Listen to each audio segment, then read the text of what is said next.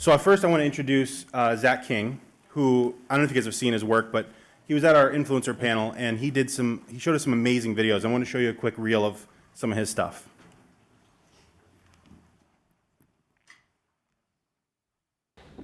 This is my bedtime routine.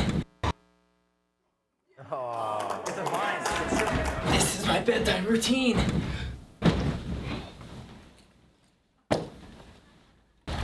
Lifeguarding.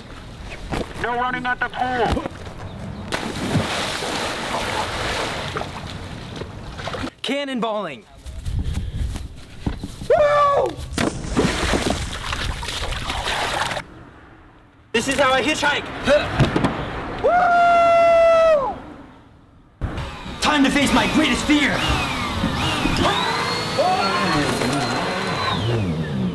Does anyone else have chicklophobia? The irrational fear that when you crack an egg...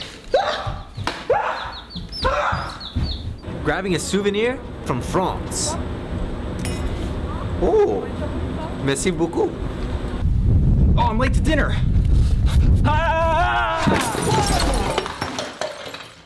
Invisibility.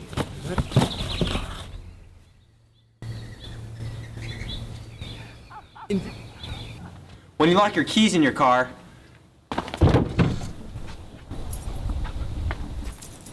Oh, this is our stop, dude. Come on, dude.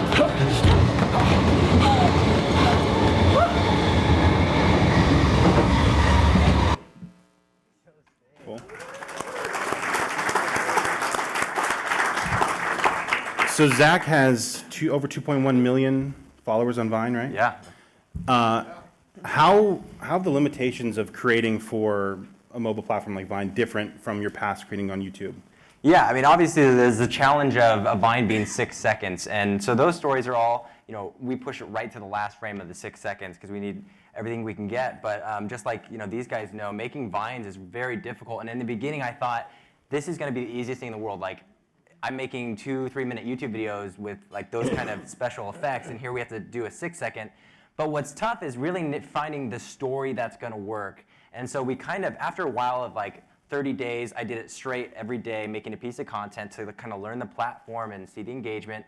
But after those 30 days, we kind of started seeing a pattern of how we can shape, even the beginning, middle, and end of a story. And one of the things we had was there needs to be kind of a moment of impact. It's kind of like a joke when you have the punchline and then the moment for people to laugh. So we always have like this element of surprise or impact, and if you pair that with a cool sound effect, we noticed it really got the audience's attention. So we there's still a mini arc within a 6 second video.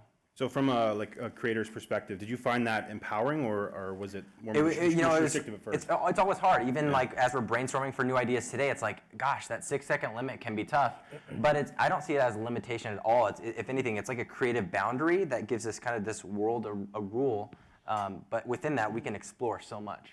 So do you think of creating for Vine now differently than you would anything else, or is it just part of your process now? Yeah, absolutely. No, each platform kind of has its own flavor of how we create, so a different process. Even for Instagrams, as we're moving to, it's like double length, 15 seconds, so we're like stoked. And at this rate, we'll be in feature films in 30 years. But, we're doing 15 seconds now, and that's even a whole new beast. Like, the story arc is a little bit different, and maybe you can hit them with 2 to 3 different elements of surprises or story aspects within 15 seconds. Cool. So next I want to introduce you guys to Jack and Jack. They are a pop rap duo with over 4.7 million followers on Vine. Take that in for a second. And you guys recently released single Wildlife, which got up to number 2 on iTunes? Yeah, it did, yeah. That's awesome. All through social media, so. Cool. So let's look at some of their Vines. How to live up to. There's no going back. Streak free shine, huh? Oh, that's nice. Wait a minute. Oh, I can't find my new shorts. Have you checked the dryer? Yeah, like 45 times. Right here, silly. But they weren't. But Mom, come on. Ground it. God, she's so annoying. What was that? Milk and camping, go. Milk comes from cows. Cows also produce steaks. Steaks are what you use to pitch tents, and you sleep in tents when you go camping. Nice, bro. All right, class. I told you all to come prepared with a symbol from last night's reading. Ready? The dove represents courage. Good. What about your symbol, Jack? What are you doing, sir? I found the endangered gymbat in its natural habitat. So graceful. Let's see if he accepts my offering. Oh, God.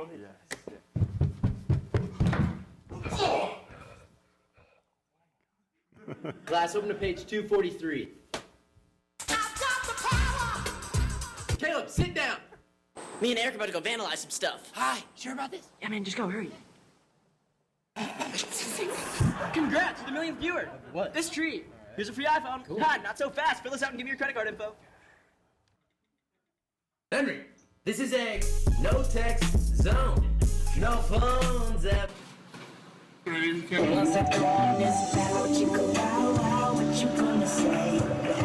Quad sport.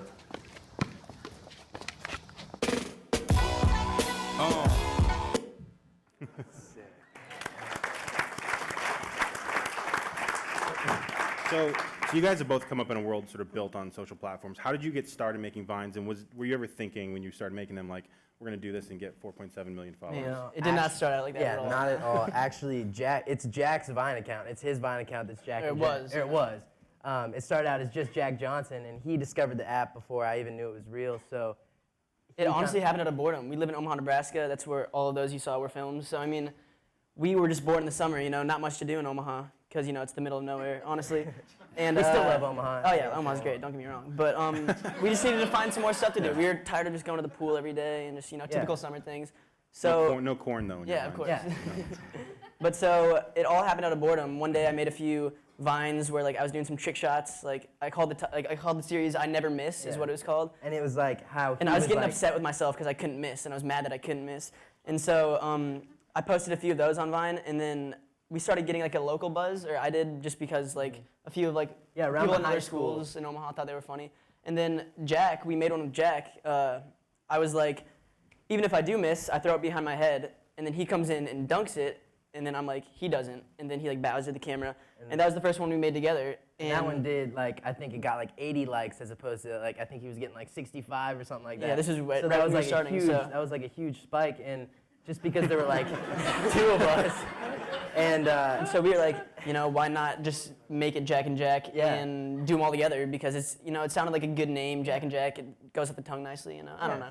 So, we were both actually named Jack, so that was and cool. and that one that you saw called Nerd Vandals, that I think Yeah. was everyone's favorite, is that's the one that kind of took off and took us to the next level, and I think it brought us from maybe 20,000 followers to 200 in 7 days. So Yeah, it was crazy. So, I mean, honestly, the dope thing about Vine is that you can post a Vine and it can spread around the internet like crazy in a matter of 24 hours. Yeah, because So- your cousin in New Hampshire could like it, and they have a best friend who lives in Mexico that sees that they liked it. And It's just, crazy. Yeah, it's it spreads amazing so how quickly fast. they can spread around. So Yeah. it's awesome that you can just conglomerate that many followers in that little of time just because of one viral hit.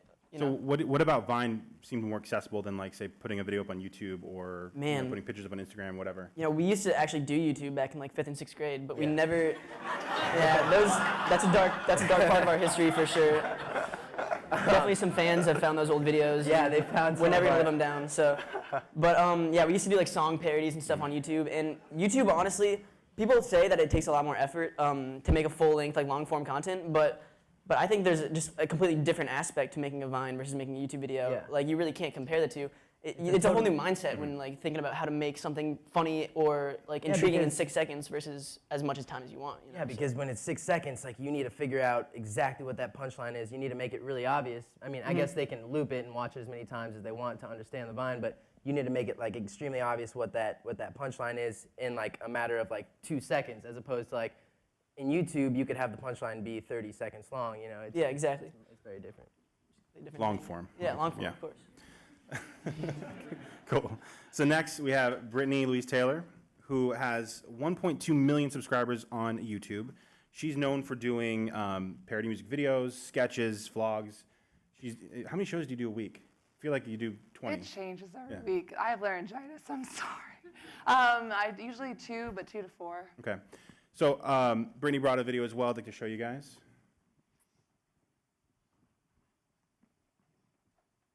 Even though it's only online, I just wanna be a celebrity, have something that is just mine. Fish video video is for Justin Bieber. I just think you're so cute and such a good singer, and I just want to touch your face. Furby with a french fry, Furby wears a bow tie, Furby on the subway, Furby rocks a toupee, Furby at a birthday bash, Furby 100-meter dash, Furby in a jazz band, Furby with a pecan pie. We were friends, it was meant to be.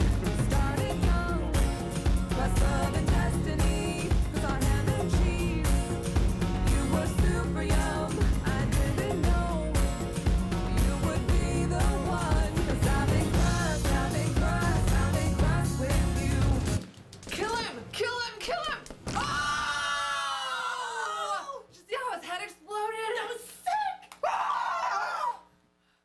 It's okay to just believe, 'cause I am enough to do anything that I want to without. So if I set a goal for my own dreams, my prison won't hold me.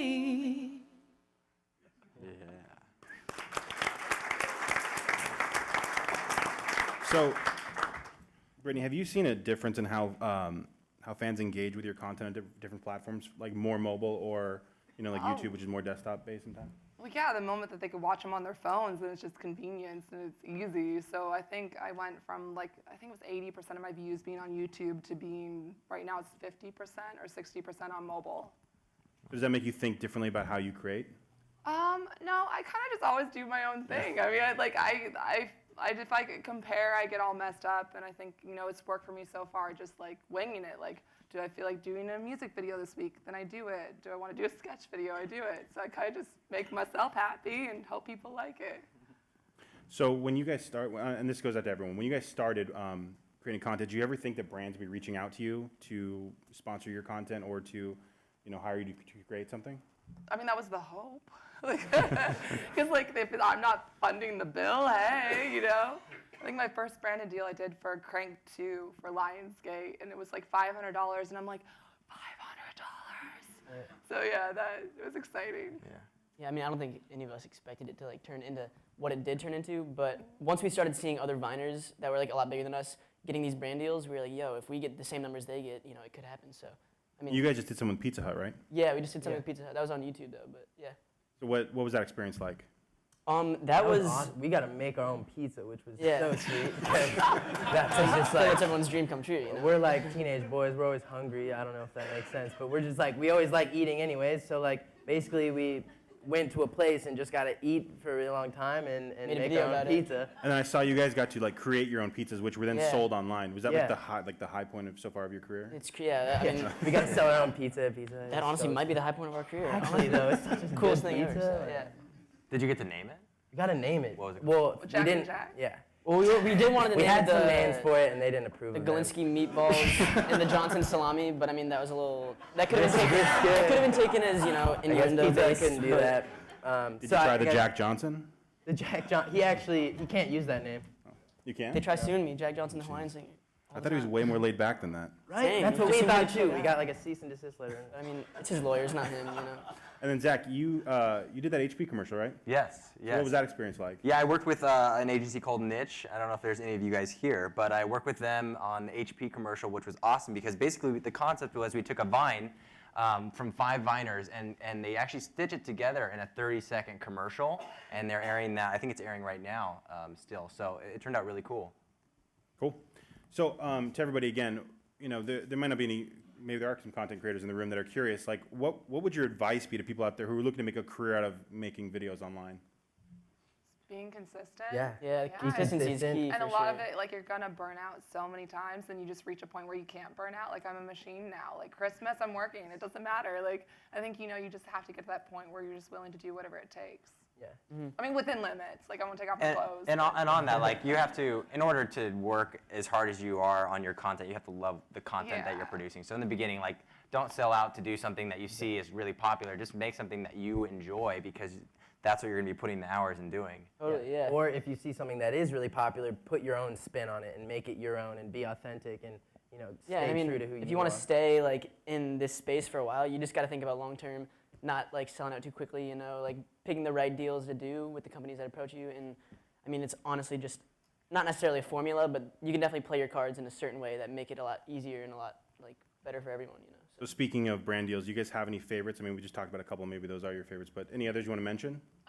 I just did one with Chic. It was really funny. They emailed me and they just wanted to do like a video, and then it turned into like, we want to do this bigger video, and then like we want to do a SEG commercial, and it just kept like snowballing, and then it was like playing on Hulu and whatever. But that was probably like one of my favorite brand deals so far.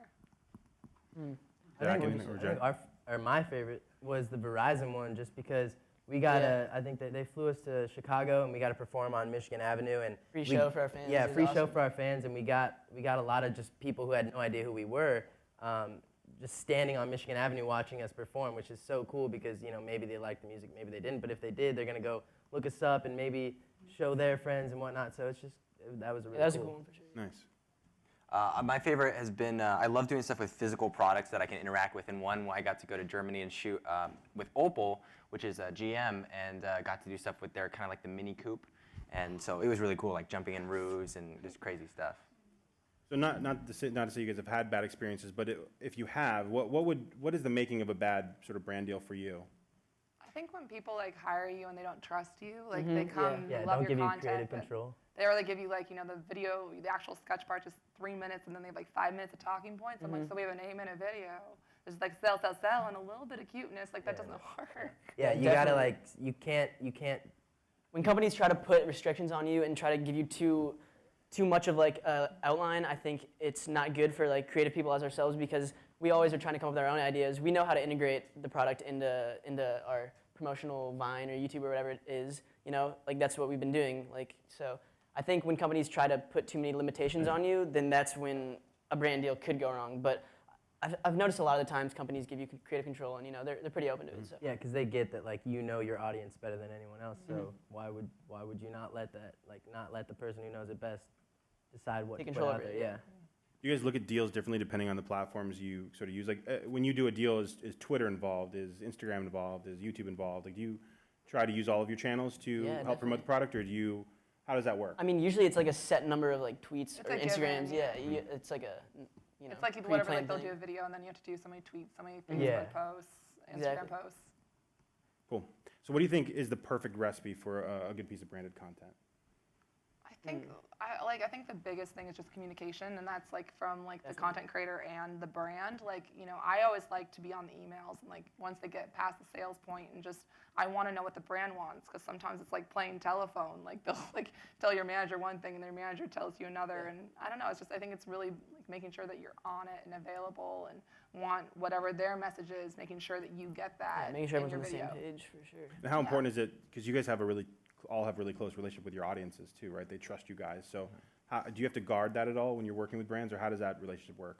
Well, I would say definitely don't do like if you don't like oranges, don't do a brand deal with like Florida oranges, like just like that kind of thing. Don't promote something that you truly make sure it's don't believe natural. in. Yeah. Like, because as long as it's like a positive message that you're doing in the brand deal, or if it's something that like could fit with you and your kind of demographic, then I think that's what you gotta like focus on doing, as opposed to these random like apps that will want you to like post, like I don't know, you know what I'm saying? I don't know if that makes sense. It's tough to but explain. Yeah. you gotta definitely find something that fits you and fits your image, and you can't be doing stuff that isn't like nowhere related to you at all. Exactly. But I mean, that being said, I'm vegan and I did Hot Pockets, and everyone knows that I'm vegan, and I still ate it, but it was just gonna be a really fun job. Yeah, that's And no one called me out. No one cared. They're like, "Oh, Herbie's so cute." Like they didn't care. Yeah, and I think that's because Brittany and Jack, all of us will do it within our own voice and our style, and I think that's for brands or agents, and I think they need to be seeing influencers that have established their voice and like what they're about. For me, it's like curiosity, wonder, kind of this magical realm. And if that's my voice, I'm going to pair with, for example, I'm doing some stuff with Coke, and they're a very magical brand. From the vending machines, you get this drink that you don't really know what it tastes like, but you can't explain the taste, but it is kind of magical experience. And so if you compare yourself with an influencer from a brand standpoint that matches your voice already, that is automatically setting you up for a much more successful campaign than being like, hey, here's a random guy, he has 2 million followers, we just want to use his followers. I think there should be a connection of influencer and brands' voices. Definitely, yeah. What do you guys think about you guys are not necessarily in a negative way, but you guys are sort of beholden to the platforms, right? Like you guys, if YouTube changes something or Vine changes something, that affects what you guys do. Yeah, definitely. Totally. So are you guys always trying to look for the next thing or what's going to hit next? Like if Snapchat takes off, do you guys, experiment with it, or how do you approach new? Because things are always Yeah, I mean, changing. There's always new. You always want to be one step ahead of the game, but sometimes it's hard to tell because a lot of these platforms don't have direct like communication with their influencers that are on the platforms. So a lot of the times we know when the updates come out, when the general public knows when the updates come out too. So a lot of times we can't even plan for that. It just kind of has to happen, And I think you can do a lot of things good or a few things excellently, and like that's kind of how I'm like if I was doing Vine and doing all these things, I wouldn't have time to do YouTube. Yeah. You kind of have to like find what you're good at and focus on that and see what the bigger picture is. Like, do you want to do feature films? What kind of stuff should you be making to do that? Do you want to be an actor? So it's like laser focus is what I'm trying to say. Yeah, you only have so much time to create, so you got to pinpoint. How much content do you guys create all mobile, like shot on your phone, put together on your phone? I think a lot. Yeah, I'd say 90% of our stuff. Because Vine-wise, like it's all mobile. We shoot everything on and mobile. all of our Twitter, like any Instagram picture, or Twitter picture. But I mean, there are those occasions where like we'll shoot a Vine on a nicer camera, or we'll take a Instagram picture on a nicer camera, But for the most part, it's all mobile directly from our phones. So. Mine's zero. I literally don't use my phone. I just use it for like Instagram and like tweets and Facebook, but like most of my stuff is like content where we're filming and have a set. And a lot of the time we'll like shoot it on our phone and then like import the clips onto a computer and like add background music and whatnot. So I mean, definitely like it's not just mobile that goes into it, but that's where we get all the initial shots and whatnot. Just curious, what are the most takes you guys ever did on a Vine? Wow, most takes. I don't even. Like know. most cuts in 6.5 seconds. Well, I'm just saying, like, how many redos did? Like how many, redos? what's like Okay. the longest Vine? Man, I mean, I remember that one when the Omaha World Herald lady was at our house. We were trying to make it with Josh. Oh my God, she got that on film. I don't know, it took like 2 hours. It's taken hours on end. Yeah, it's taken a long for time. one 6.5 second video. So I mean, as little effort as it looks like is put into a Vine, I mean, sometimes the simplest Vines take the longest. Yeah, even though they're 6 seconds, like they could be days. Well, back in the day, you guys couldn't edit on them. Yeah. So like now it's probably now easier. it's a lot easier Yeah. because we can go back, delete clips, cut clips and stuff. But Vine used to be like, if you're gonna upload it, you have to. If I want to upload Jack's face, like I have to literally do it right here as like. Actually, Yeah, that's I know a what really you're bad saying. way. You just have to- You know what I'm saying, but they don't. Yeah, you used to not be able to upload videos from your camera roll. I mean, there was ways, I'm sure you knew, like, there's like Yeah, there were ways. some, that if you're some smart, shady you can stuff always you could find do a to way. get edited clips up on Vine, but I mean, I don't know. But now As it's of now, legal. yeah, it's it's completely legal on legal. Vine. So So you can, we can. it made it pull from easier, like I guess.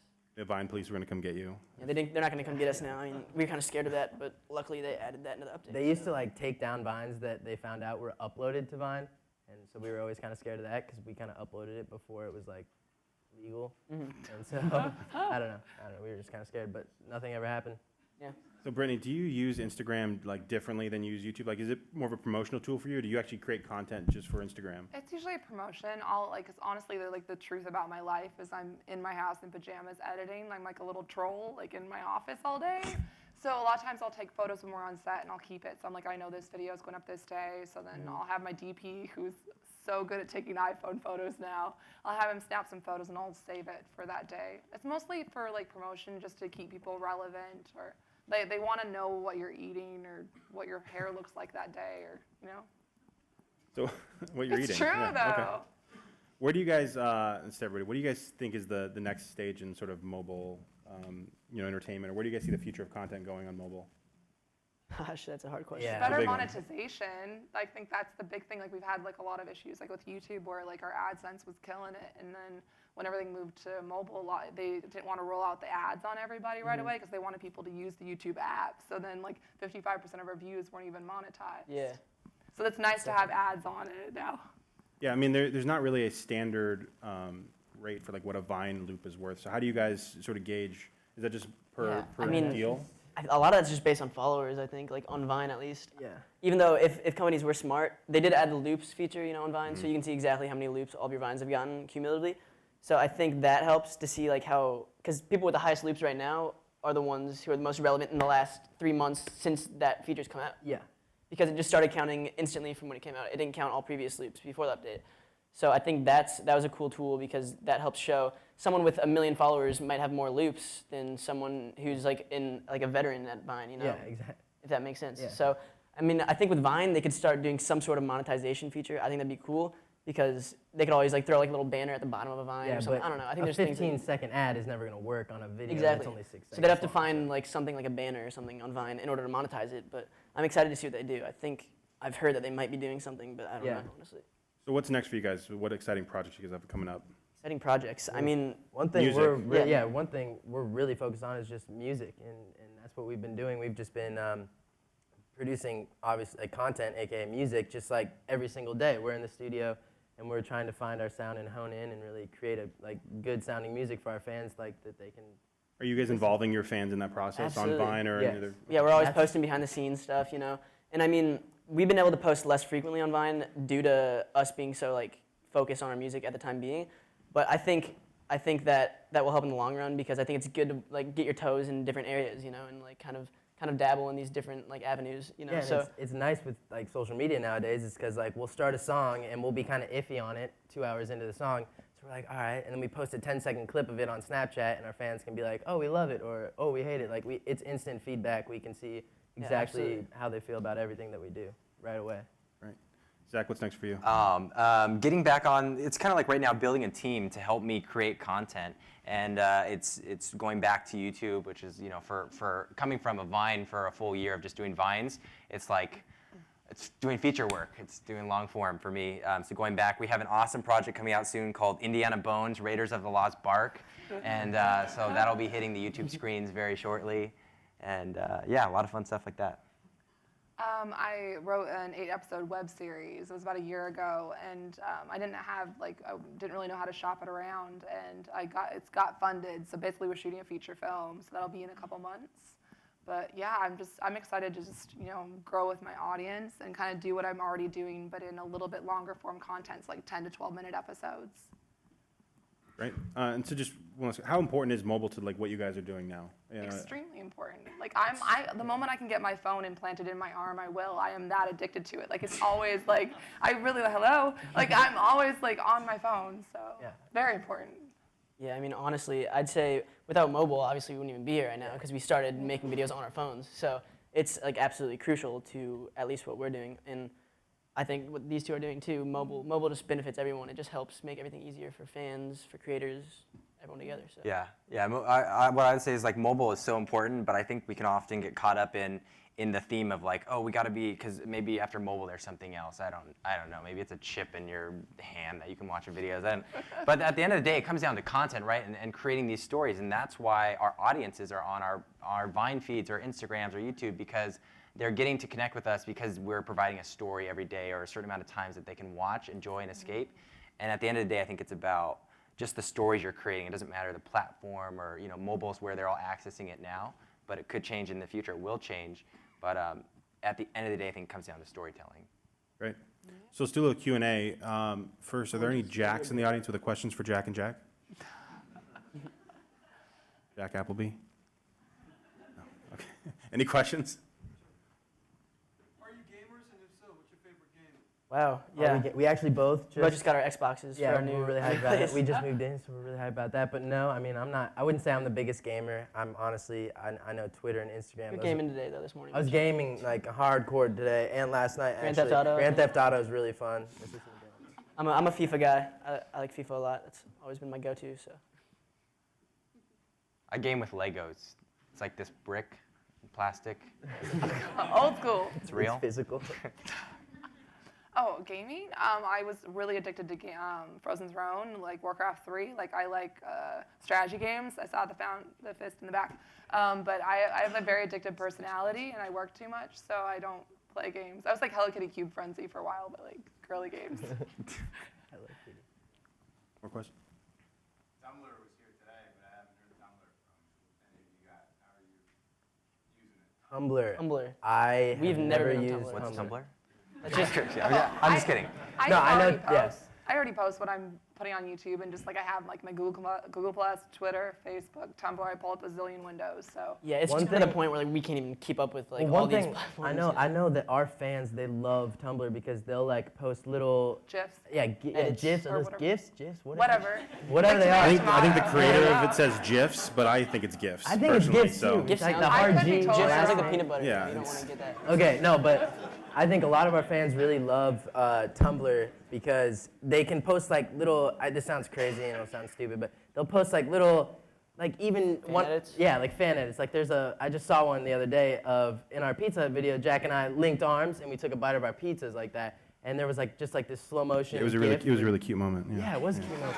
And it was like a GIF or a GIF, and they made it, and I don't know. I see little fan edits like that on Tumblr all the time. So But we've never really gotten involved just because, I don't know, back in like middle school and like early high school stages, I know like a lot of the girls we knew would use it, and so that kind of gave us the mindset that it was like a girls only that platform. we didn't want to do it. Yeah. It's like Pinterest kind of like. Yeah, how you they- know. I use Pinterest. Sorry for the guys who use Pinterest. Sorry for all the Pinterest lovers. But yeah, we just, No, I there's don't know. some cool recipes. There's a lot to keep up with. So. I pin tattoos though, guys. I pin tattoos. Yeah. I don't know. We just never got into Tumblr. Questions? Good story. Anybody? In the corner.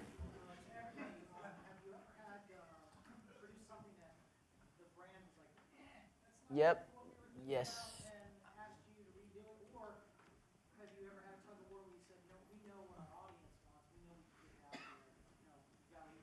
Yeah.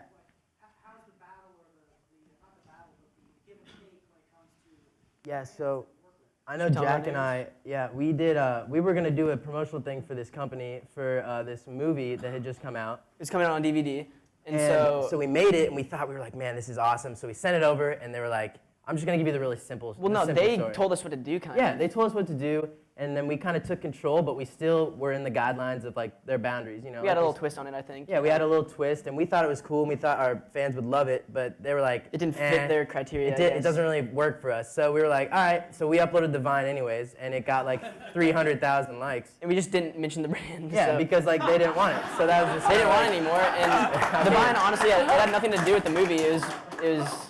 It was like it would have something to do with the movie if the caption was there, like they would get it. That had something to do with the movie, but you know, out of context, it was still funny, so we decided to upload it anyways. Yeah. So I mean, it wasn't the end of the world, but If you want to see that Vine, it's a. it just what was it called? And what's Battle. the Some movie? epic dance battle. I don't know. The movie was Step Neighbors. Up 4? No, Neighbors. No. And it was like that dance battle scene that we were trying to imitate, and I thought we did a pretty good job. Hey, it's all good, yeah. 300,000 people thought we did. But I pretty think good. that's a great way to approach brand stuff because like if you could post the brand stuff without the description and it's just one of your cool vines and your audience can't tell, that's awesome. And that's kind of the goal for us as creators is to be able absolutely. to match that level of like creativity where our fans love it because it's just what they're used to seeing. Yeah, where they don't even know. And that when we're brands promoting brands have you like add less in the caption, it honestly works better. Because if it's too filled with like these hashtags and More like people are adding, gonna share it, Yeah, like, and people will way be more. like, "Come on, this is such a promo." But like if you just have a simple hashtag that the company's using for their campaign at the end of the Vine and don't mention the company anywhere else, I think it's way more effective. More people won't feel obligated to like not revine it or not like it because it's a promotional Vine. You know Right. what I I'm mean, I heard something about the FCC is cracking down on some bigger brands that are doing vines and aren't posting hashtag ad or Right, hashtag yeah. sponsored.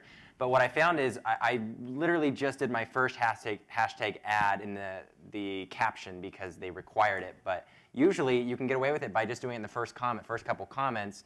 And that will literally, I mean, I tell brands like your shareability goes up like sometimes 10% or 10 times the amount. Like the fan If you bases definitely don't like when have you the do ad hashtag or it. sponsor. They hate that. The fans, they'll even get mad at the creators. They're like, Right. why would you do this? Like, why are you selling out like this? So like, we try to stay away from any obvious promotions like that. We always try to make it And look. like the job of like your manager and like whoever your networker, they're the ones that are supposed to stand up and be like, no, this is too much. Like it's nice for them to be the bad guy and not us. Yeah, yeah, of course. So if it's not working with a brand or like let's say they don't like something, like on the Schick thing, they were nervous when I was going to put it out because like they kept saying on like my if you guys are in the room, I'm sorry, but they were saying that on the one dance scene the shots were so jumpy and I'm like it's YouTube and there's only like it encodes my video and I've uploaded the highest quality I can, so it's not gonna be perfect. But after it was up, it was just roses and cherubs singing. But like, you know, that's their job is to be the bad guy and step in and say, you know, say no or yes to what we want. I always think if the brand is nervous and I can sense it, I know I'm doing something right and my video is going to do really well. It is. Because, It's always the bad things Right. happen. You have this too. Like when everything goes wrong, I'm like, this is going to be a really good video. Yep. Yes. Yep, totally. Any other questions? We've got one right here. Thank you all for coming in. I appreciate you guys. Of course. It's been awesome. So you guys get a lot of your traffic through mobile, but I assume all of those are standalone apps for like YouTube, Vine, or even web portals. Do you have your own branded apps? And if not, why aren't you guys getting like the BLT app and the Zach King app and the Jack and Jack app? What do you look for? I had an app. What I didn't like is they were charging people like 99 cents, and I'm always like, I like where my users wouldn't have to pay to download it. So then I stopped using it. It's still out there, but I don't know. And then just other companies, there's some that pop up, but I don't think I've liked the streamline behind it. And then I've had some of my networks were going to put out an app, and then they didn't go. So I think it's just always been in the back of my head. I have, of course, I think we've all been pitched like so many different personal apps to do this. Yeah. I never used that. Like I would never follow a separate app for Jack and Jack and a separate one for Brittany. No offense, but if I can get it all on Instagram or all on YouTube on my subscription box, that's awesome. But I just don't see my habit changing of, oh, here's King Batch's app, I'm gonna open that. I think there needs to be an app that like conglomerates all of the social medias into like one, instead of trying to like add another one to the equation. A mega social app. Yeah, exactly. Where they They all all feed just into add one who thing. they wanted. That'd be It great. also seems like it would cause a lot of competition because I'm picky about all the apps that are on my phone. If there's one extra, two extra, and I'm near the end, people are just gonna be deleting that. Or how many are you really gonna have on your phone? I think we're at the end, but real quickly, lightning round. What's your go-to app right now? What's your favorite app on your phone? Instagram. Instagram or Twitter. Sorry, can't decide. And Uber's nice. We don't have a car yet. Uber's nice. We don't have a car. We use that a lot. That is good. He was thinking outside the box. That was good. Wait, Uber X, or what are you guys rolling? We go Uber Black. Well, I because mean, Uber X if we have can be anyone. suitcases, we might need a black car. Well, and Uber X apparently it can just be like some homeless dude who just signed up for. You don't have to go through any like clearance at all. But Uber Black is like you can steal a car and become an Are Uber you sure? driver. I thought you had to do something. I don't know. Literally, you can download the app and become it. I'm not even All right, well, thank you guys so much. Yeah.